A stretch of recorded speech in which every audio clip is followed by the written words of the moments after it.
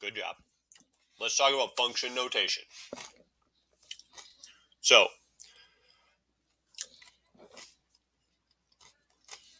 function notation. You are used to seeing equations written with x and y and x. And they're pretty good.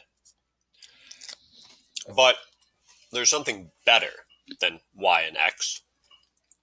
And many advantages. And you'll use it a lot going forward in your math careers. And it's called function notation. So some people are a little resistant. Why do we have to do it this way? I'm telling you, it's so much better. It's the same. It's the same equation. If you were going to put it on a graph, it would be the same. But function notation lets you write the input. So you can write something like this, f of 2. We say f of 2. And that means put 2 into this function f. So whenever you see this, you know what you should do is -3, and my x becomes 2, right? It's saying use 2 for x in function f. The other thing that's awesome about function notation is if you're working with complex situations, or even just fairly normal situations, oftentimes there's more than one equation going on. So let's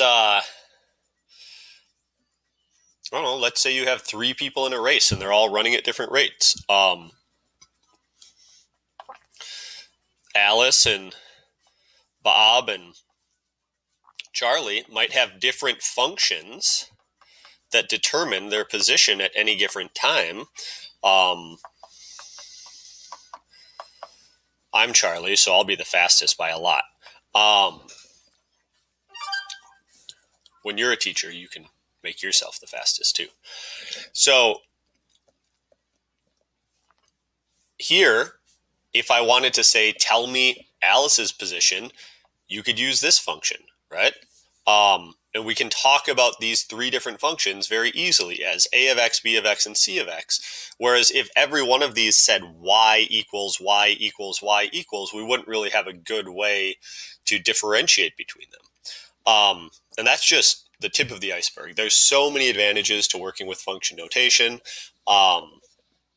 And right, we're just getting started. So it also means that, right, this is a function, not a relationship, or it's a special kind of relationship that is a function. All right, so that's function notation. Let's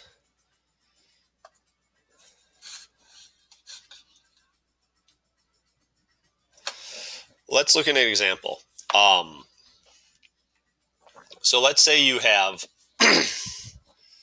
like wx equals 250. Oops.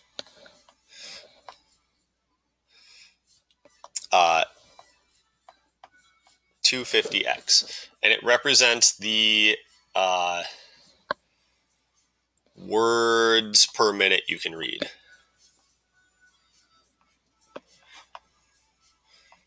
So I could say words per minute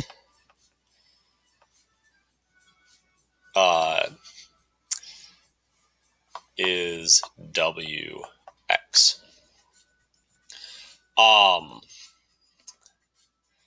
And then you wanted to be like, how many words can you read in 8 minutes? Well, you'd be like, hey, you wanted to know how many words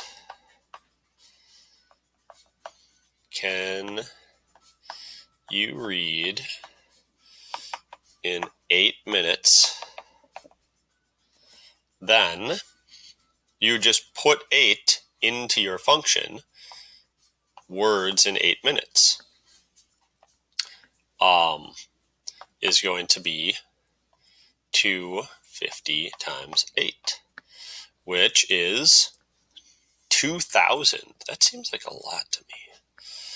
Maybe I'm just a slow reader. So words per 8 minutes is 2,000. And that's how you use function notation. It's fairly simple once you get used to it. It has a lot of benefits. So it's not something that's going to go away. You're going to see more and more and more of it the further you go with math. So let's use function notation to find the range of a function. So here's what that means. You're going to do some problems like this, where you're given a set of numbers to be the domain. So the domain of our function, we usually use f of x. And then if there's two functions, we use f of x and g of x, and then h of x, just because they go in alphabetical order. We use f, obviously, because function starts with f. But there's no reason you can't use any letter you want in this place here. But mostly you'll see f of x. If you do it in your calculator, you can change your calculator to function mode, and then your calculator will say f of x. So the domain of f of x, and here's the equation that represents all the values for f of x. But they're telling us the domain is just 1, 2, 3, and 4. What is the range? So that means these are the only things we can put in. So in other words, to figure this out, we need to know what is f of 1, what is f of 2, what is f of 3, and what is f of 4. So this is our input, or domain. What is our output? What are our possible outputs? Or what is the range? Well, if I put 1 in, and my function is negative 1.5, but x is 1 plus 4, and excuse me. Oh, yes. Okay. And then if you calculate that out, it's 2.5. And then we put 2 in, so I go back to my equation, and negative 1.5 times 2 plus 4 is 1. And negative 1.5, and then I put a 3 in, right? See how these numbers always match? This is just telling me what x should be. So I'm putting it in for x. Plus, it's supposed to be a plus. 4 equals negative 0.5, or negative 0.5.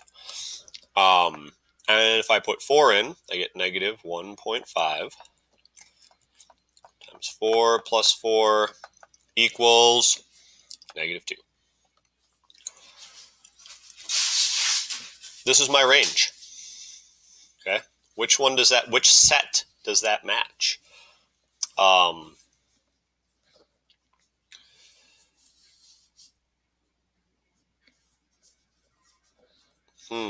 Oh, they're not in the same order. So they put them from lowest to highest, and I went from highest to lowest.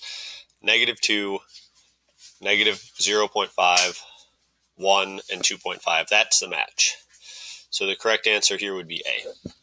On the next slide, you have some practice problems where you are given functions in function notation, and you are given a set of numbers to be the domain, and your job is to determine what set of numbers is the range.